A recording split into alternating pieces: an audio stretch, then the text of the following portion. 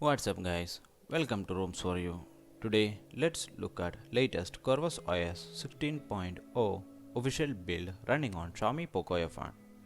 Also we will see some important changes happen with official build from unofficial build. I did already made a full review of unofficial build including installation, so please check out those videos for more details. Links are there in the description. So before getting started, if you are new here, sub to the channel would be really appreciated.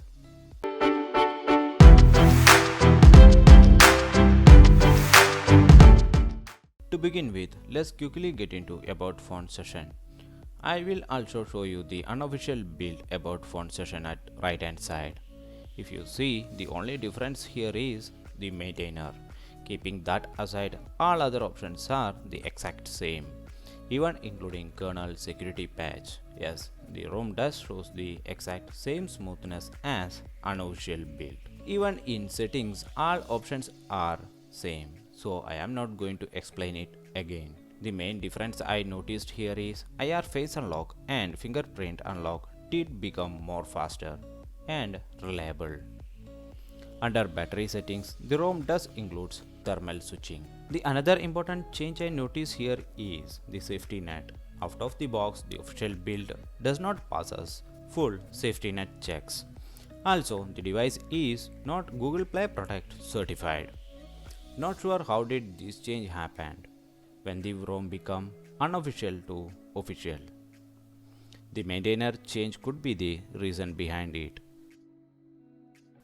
The main two bugs that were present in the previous build are still present in official build.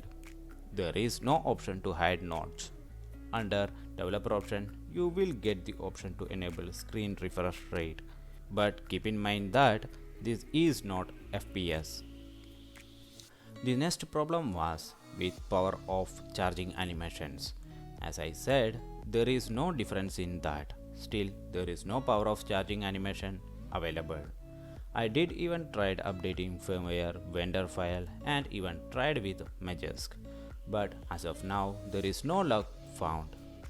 If you are already using unofficial build, upgrading to this build is totally your personal preference. If you want your ROM under a tag of official, you can upgrade.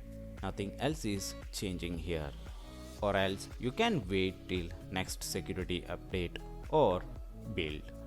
That's it guys, hope this video was helpful to you. Like and shares are always appreciated. Till next time, be safe and take care.